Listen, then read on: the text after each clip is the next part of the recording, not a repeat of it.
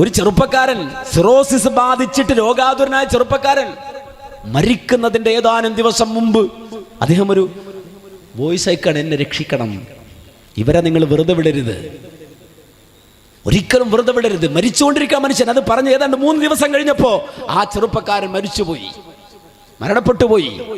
മരിക്കുന്നതിന് തൊട്ട് മുമ്പ് വേച്ച് ചുമച്ചിട്ട് ആ ചെറുപ്പക്കാരൻ പറയാണ്, പെട്ടുപോകരുത് മനുഷ്യരെ, പെട്ടുപോകരുത്, നിങ്ങൾ ദഅവത്ത് നടത്ത്, ജനങ്ങളോട് ഇത് പറ, സലഫി കുടുംബത്തിൽ പറഞ്ഞ ആളാ ഞാൻ, എന്നെയാണ് ഈ കൊണ്ടുപോയി ചെയ്തത്.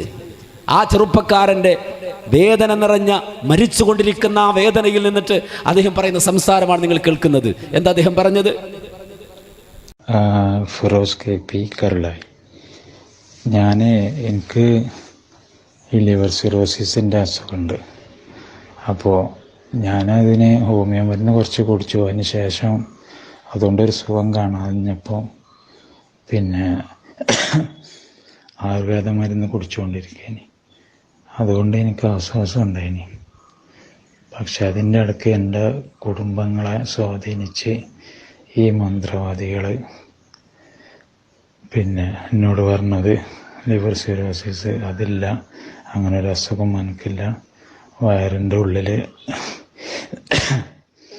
ഗണപതിയാണ്, അപ്പോൾ ആ ഗണപതിനെ കൊന്നെങ്കിലേ എൻ്റെ അസുഖം മാറുള്ളൂ, അല്ലാത്ത വേറെ ഒരു കുഴപ്പമില്ല എന്ന് പറഞ്ഞിട്ട് അങ്ങനെ എന്നെ ഒരു 26 ദിവസത്തോളം അവിടെ ചികിത്സിച്ച്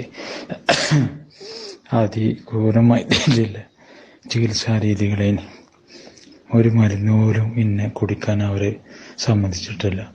മരുന്ന് അത് മുസ്ലിങ്ങൾക്ക് ഇവിടുത്തെ മരുന്ന് കുടിക്കാൻ പറ്റൂല, ഇത് മുസ്ലിം രാജ്യമാണ് എന്നൊക്കെ പറഞ്ഞ്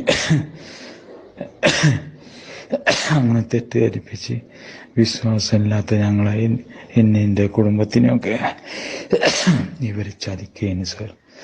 അതുകൊണ്ട് ഇവർക്കെതിരെ എന്തെങ്കിലും ശക്തമായ നടപടികൾ എടുക്കണം. ഇനി മേലിൽ എൻ്റെ ഒരു അനുഭവം വേറെ ആർക്കും സംഭവിക്കരുത്. അതുകൊണ്ട് ഈ അസുഖത്തിന് ഈ ചികിത്സയ്ക്ക് ശേഷം ഞാൻ ശാരീരികമായി ആകെ തളർന്നത്. എനിക്ക് ആരോഗ്യപരമായിട്ടും നടക്കാനും ഇരിക്കാനും ഭക്ഷണം കഴിക്കാനും ഒന്നും ഒരു ബുദ്ധിമുട്ടില്ല. അതിന് ശേഷം എനിക്ക് ഭക്ഷണം കഴിക്കാൻ വയ്യ, എൻ്റെ ശരീരം പറ്റ ക്ഷീണിച്ചു, പറ്റ തളർന്നു. അങ്ങനത്തെ ഒരവസ്ഥയിലാണ് ഞാനിപ്പോൾ ഉള്ളത്. ഇപ്പോൾ ഞാൻ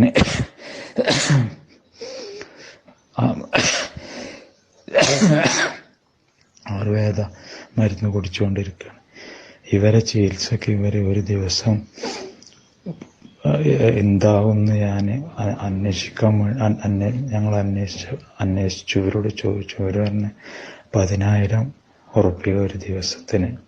അത് പറഞ്ഞ് ഞങ്ങൾ പറഞ്ഞിട്ട് അതിന് ചരിത്രത്തിലെ ഏതോ ഒരു ഉദാഹരണം 100 ഒട്ടകമാണ് അതിന് പ്രതിഫലം കൊടുക്കേണ്ടത്. പക്ഷെ ഞങ്ങളത് ഒരു മര്യാദ 10,000 ഉറുപ്പികയാണ് ഒരു ദിവസത്തിനെന്ന് പറഞ്ഞിട്ട് അതിന് ക്യാഷ് ഒരെത്ര എൻ്റെ കുടുംബങ്ങളിൽ നിന്ന് പറ്റിയെന്നുള്ളത് എനിക്ക് കൃത്യമായിട്ട് ഓർമ്മയില്ല. എനിക്കത് ശ്രദ്ധിക്കാനും കഴിഞ്ഞിട്ടില്ല. ഞാൻ അത്രത്തോളം തളർന്നു. എനിക്കൊരു 25 ദിവസത്തോളം എന്ന് പറഞ്ഞിട്ട് പ്രസംഗിച്ചില്ലേ, അതേ മഞ്ചേരിയിലെ സ്ഥാപനത്തിലാ കൊണ്ടുപോയി ആ കുഞ്ഞിനെ ഇട്ടത്. നിങ്ങൾ ചിന്തിച്ചു നോക്ക്.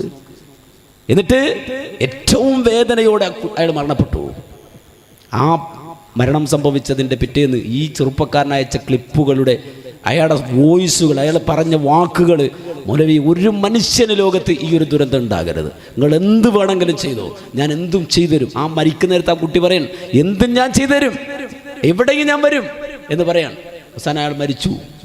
ഞാൻ അതിനുശേഷം പ്രസംഗിച്ചപ്പോൾ ചില ആളുകൾ പറഞ്ഞ് നിനക്കെതിരെ കേസ് കൊടുക്കുന്ന അയച്ചു വെക്കുക. ഈ പറയുന്ന തോന്നിയാസം ചെയ്തവനെതിരെ പ്രസംഗിച്ചപ്പോൾ കേസ് കൊടുക്കും, കായക്കൊടിയെ ഈ മനസ്സിനെയും ഞങ്ങൾ അറസ്റ്റ് ചെയ്ത് അകത്താക്കുന്ന. ഞങ്ങൾ അന്തസ്സായിട്ട് വെല്ലുവിളിച്ച്, നിങ്ങൾ ധൈര്യം ഉണ്ടെങ്കിൽ കേസ് കൊടുക്ക്. ഇപ്പോഴും ആ വെല്ലുവിളി നിൽക്കുകയാണ്, കേസ് കൊടുക്കുക നിങ്ങൾ. എന്തു വലിയ അപവാദവും, എന്തു വലിയ ഒരു അക്രമം, എത്ര വലിയ തോന്നിയാസം. ആ തോന്നിയാസാണ് ആ കുഞ്ഞിനോട്, ആ വ്യക്തിയോട് പറഞ്ഞ് പഠിപ്പിച്ച് അവനെ ഇങ്ങനെ വളർത്തിയെടുത്തത്. ഇതിന് പറയുന്ന പേരാ മന്ത്രവാദം. ഈ മന്ത്രവാദത്തിൻ്റെ ഇടപെടലുകളുടെ ലിസ്റ്റ്, കണക്കുകൾ, തെളിവുകൾ ഒന്നല്ല, രണ്ടല്ല, മൂന്നല്ല, നിരവധി നിരത്തി വെക്കാൻ നമുക്ക് സാധിക്കും. അപ്പോൾ ഇത് വളരെ ഗൗരവത്തോടെ നമ്മൾ കാണേണ്ട വിഷയമാണ്.